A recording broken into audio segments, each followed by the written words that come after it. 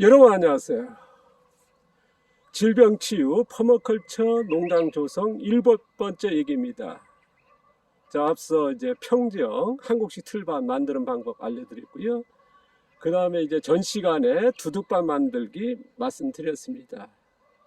자, 평정 한국식 틀밥이라든가 아니면 이제 두둑밥 만드는 거 굳이 뭐 꼭 필요한 건 아닙니다. 그러나 농사에 자신의 농업에 맞춰서 뭐 도시 텃밭이라든가 자금농 아니면 체험 농장 아니면 이제 치유 음식 농장, 치유 휴양 농장 뭐 여러 학교라든가 유치원 같은 게 때에 따라서 틀밭도 만들 필요가 있고요. 어떤 때는 두둑밭도 만들 필요 있다. 아니면은 이렇게 평지에서 농사 짓는 평지밭도 필요하겠죠. 근데 제가 이제 평정 틀밭 만들 거나 아니면 이제 두둑밭 만드실 때요. 제일 중요한 게 뭐랄까요, 길이가 뭐 중요한 건 아닙니다만 길이 너무 길기도 할 필요가 없다 한다 그러면 좀 좋지 않더라. 너무 짧은 것도요 보기 안 좋더라고요. 그 다음에 작업할 때도 그렇고요. 그래서 적당한 길이가 필요하다는 말씀 드렸습니다. 그리고 제일 중요한 게 뭐냐, 두둑 넓이라는 거. 두둑 넓이가 됐을 때 요 같은 경우는 지금 1m 20에서 30 정도 되거든요. 그러다 보니까 약간 넓습니다. 넓다 보니까 뭐 그나마 쓰기 쓴다면 약간의 그 무릎 그 가운데까지 통로에다 두두까지 약간씩 뭐랄까 무릎이랄까 그런 게 올라가야 할 정도로 이제 넓으니까요. 우리가 이제 고랑을 만드는 이유는 뭐겠습니까? 농사 작업과 수확 같은 거 작업하기 위해서가 아닙니까? 이제 두둑은 작물 키우는 게 근데 이제 보통 일반에서는 이제 밭가련 농사에서는 뭐 두둑이라도 해도 뭐 올라가서 밭가리 하고 이제 두둑 뭐 2m 1m 50 해가지고 그렇게 하는 분도 계시거든요. 그거는 뭐 일반적인 농사고요.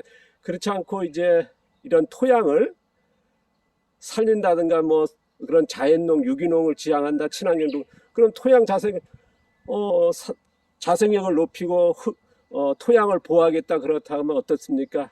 이 밥 짜는 게 정상 아닙니까? 밭가리 하는 게 정상이고요. 그렇다면은 우리가 통로로 해서 이제 농작업이 이루어지고 두둑은 작물만 키우는. 그래서 두둑 넓이가 굉장히 중요하다. 자, 앞서도 얘기했습니다만 여기가 보면 이제 나무 틀밭이죠. 평정 틀밭인데 80cm가 채 안 되거든. 그러다 보니까 작물 심기가 뭐 작물은 정작으로 심습니다. 그런데 뭐냐면 효율적 활용이 떨어진다는 거. 저희 같은 경우 연차 혼작 재배 그랬을 때 떨어진다는 말씀 드렸죠. 그 다음에 뭡니까, 이제 두둑에 이런 두꺼운 거 하다 보니까 두둑 넓이가 어떻습니까? 원래의 적어지겠죠. 이런 틀의 문제가 이런 부곡과 같은 거 하다 틀 넓이가 워낙 차지하다 보니까 이제 실질적으로 보면은 두둑이 적다 보니까 이제 활용도가 떨어진다. 그래서 두둑의 소재도 굉장히 중요하다는 말씀 드렸고요. 그 다음에 두둑은 일단은요, 틀밭은요, 틀이 올라와 있기 때문에 두둑 넓이가 제한적입니다. 이 일반 두둑밭에 비해서 약간 10cm 정도는 뭘까요? 적어질 수밖에 없는 앞에가 왜냐하면 이제 틀이 높다 보니까요. 그래서 두둑밭 같은 경우는 이렇게 틀이 없다 보니까 이게 저 같은 경우는 일반적인 밭 같은 경우는 제가 이제 앞서도 얘기했습니다. 110 정도가 작물 심는데 굉장히 좋다는 말씀 드렸습니다. 왜냐하면 지금도 보면 토종 보리콘 가운데 이제 올해 되면은 지금 보면 브로콜리가 자라고 이제 중간중간 이제 돌나무서부터 달래가 있지 않습니까? 지금 봄 작물 되니까 이제 여기다가 이제 중간중간 이제 토종 토마토라든가 수박 심을 수 있거든요. 그 다음에 옆에 브로콜리다 여기다가 어떻습니까? 이제 옥수수 같은 거 심을 거고요. 그 다음에 얼갈이가 있으면 씨앗을 뿌려도 될 것이고요. 그 다음에 상추 같은 거 옆에 심어도 되지 않습니까? 그리고 나서 옥수수 같은 거 8, 9월달에 수확하고 그 다음에 또 양배추 또 심을 수 있겠죠. 또 여기가 뭐 없습니까? 수박이 이제 한 8월달, 9월달 가되거든요. 그리고 나서 이제 수박이 있는데 옆에는 아까 얘기한 대로 양배추 심고 그 다음에 양배추가 자란 동안에 여기가 뭡니까, 이제 수박이라든가 이제 8, 9월 한 9월달 끝나거든요. 그때면 뭡니까, 마늘이라든가 양파라든가 여러 가지 심을 수 있거든요. 그러니까 이게 연차 혼작재배 아닙니까? 바깥의 농사에서는 이렇게 안 되거든요. 그래서 넓이가 굉장히 중요하다. 가령 약혼이 여기 자라도 옆에 작물 심을 수 있죠. 왜냐하면 110 정도 되니까요. 근데 8, 90 하면요, 그게 제한적입니다. 그래서 농지 활용이요, 100에서 110 했을 때가 훨씬 높더라. 이게 제가 건 30년 동안 현장에서 연차 혼작 재배가 제가 이제 실질적으로 실증한 게 20몇 년 아닙니까? 그래서 그게 굉장히 중요하다는 말씀 드리고, 또 하나 뭐냐 그러면요, 제가 여기 야산지에다 밭을 만들었잖아요. 야산 땅에 어떻게 보면 땅이 잘 보존된 지역이라 볼 수 있지 않습니까? 근데 우리가 이제 두둑을 만들 때요, 보면 이제 막 올라가서 밟습니다. 밟고 이제 고랑 작업하고 그러고 나서 여기다가 뭡니까 이제 곡괭이질하고 다시 하는데요. 그 야산에 있으면은요, 거기 있는 풀 같은 거 제거하고 고랑에 흙만 올린 다음에 그 다음에 바로 멀칭하고요. 작업할 때 안 밟았으면 좋겠습니다. 근데 대개 보면요, 밟으세요, 많이들. 그러니까 농지에 대한 의식이, 우리가 밭갈이 하든 밭을 밟는다 이거에 대한 큰 피해라는 생각을 안 하거든요. 그냥 들어오면요, 여기도 보면 이제 밭을 농사지 않습니까? 통로로 안 다닙니다, 사람들이요. 오시면은 암들 막 돌아다닙니다. 이게 밭을 밟는다는 의미를요, 이게 어떻게 보면 환경적인, 아니면 이제 그 토양에 타격을 주는 건 미생물이나 동생물 환경이라든가 그런 것들이요, 그런 생각을 안 하시거든요. 그리고 작물도 밟을 수 있고요. 그러니까 이게 어른이든 애든 농사 짓는 분들도 마찬가지입니다. 그게 의식이 돼 있거든요. 이게 뭐랄까요, 의식이라는 표현이 그렇습니다. 어쨌든 간에 그런 들어가지 말아야겠다는 생각을 안 하거든요. 밭에 그냥 여기도 보면 이게 도랑이 있는데 고랑 안 하고 밭으로 들어가고 건너가서 막 가고 그러거든요. 그러니까 우리가 이제 밭 만들 때 보면요, 되게 그렇거든요. 그리고 영상에 보면 밭 만들 보면 영상들 보시면요, 왜 밭을 그렇게 밟는지 모르겠어요.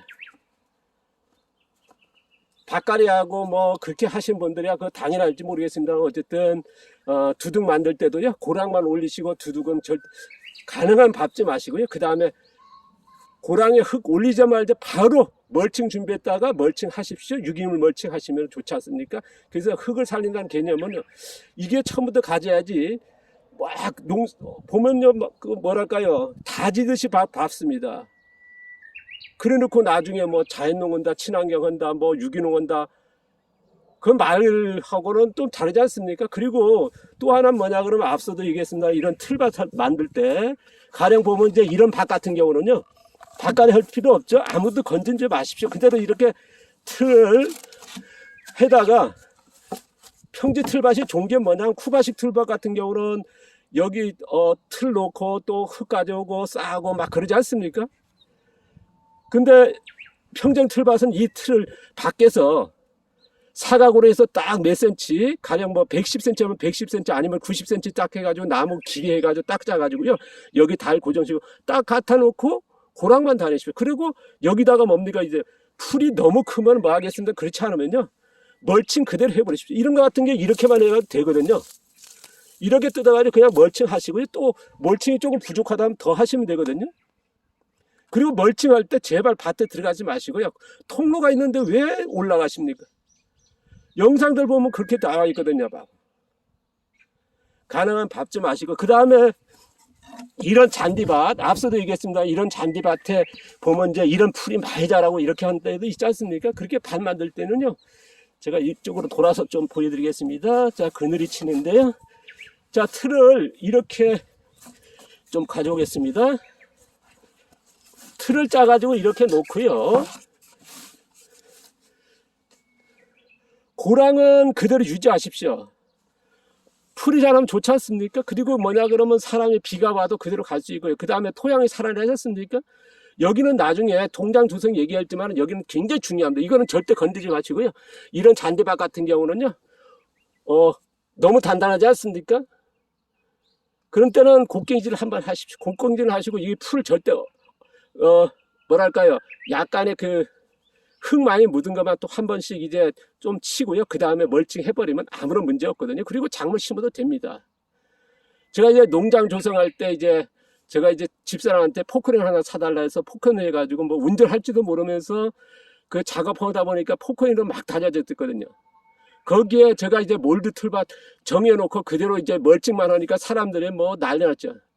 야, 이렇게 학교 운동장까지 포크레인으로 다져진 땅에 틀려가지고 뭐, 멀칭해가지고 농사 짓으려는 이거, 포크레인으로 한번 뒤집어라. 안 했거든요. 근데 멀칭하니까 어떻습니까? 보름 지나니까 아마 누구든지 경험할 겁니다. 풀 같은 덮어놓으면 안에가 뭐 어떠세요? 보실보실해지거든요. 벌레들이 생기고 그러지 않습니까? 그럼 작물 심으면 되죠, 뭐. 그러니까 되게 보면 식증 팔고 그럽니다. 이런 땅이라든가 딱딱한 땅이 있으면 무조건 파헤쳐라. 근데 뭐랄까요, 이렇게 풀이 자라고 막 단단할 때는 한 번씩 읽을 필요는 있습니다만은 웬만하면 하지 마라. 이런 밭 같은 경우는 절대 하지 마시고요. 건들지 마십시오. 그리고 손으로 하든가 그냥 풀만 뜯어도 되고요. 뜯어가지고 그냥 멀칭만 잘 하시면 될. 다음 시간 이어가지고 또 제가 멀칭한 방법 알려드릴 거고요. 그래서 가능하면 밭 만들 때 안 밟도록, 그리고 고랑에 흙 올리지 말자 멀칭하는 거. 그러니까 멀칭을 준비해 놓고 밭을 만드십시오. 이게 정석이거든요. 특히나 두둑밭 만들 때는 고랑의 흙을 다른 데 가지 말고 여기다 올리면 되거든요. 그러니까 야산지에도 고랑만 올려야 됩니다. 대개 보면 야산지에다가 이제 밭 만드시면 많으실 겁니다. 그러면요, 그대로 하십시오. 그 다음에 일반 농지를 내가 이제 이런 방식의 농사를 짓겠다 그러면요, 줄 딱 치시고요, 고랑에 흙만 올리십시오. 거기가 잘 삽에 안 들어가시면요, 곡괭이를 한번 톡톡톡톡 하시고 그냥 산만 조금 올리시면 되거든요.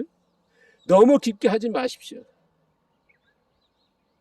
그러면 흙이 덮어지니까 문제 없고요. 그 다음 바로 멀칭하시면 되겠지. 그리고 멀칭 방법은 제가 나중에 알려드릴 거고요. 그 다음에 고롱 만든 법도 다시 한번 말씀드릴 겁니다. 왜냐 그러면 그게 굉장히 또 중요한 내용이니까요. 자, 오늘 도움될지 모르겠습니다만은 밥 만들기 할 때 주의사항 한 몇 가지 말씀을 드렸습니다. 자, 오늘 감사드리고 다음 시간 계속 이어가겠습니다. 고맙습니다.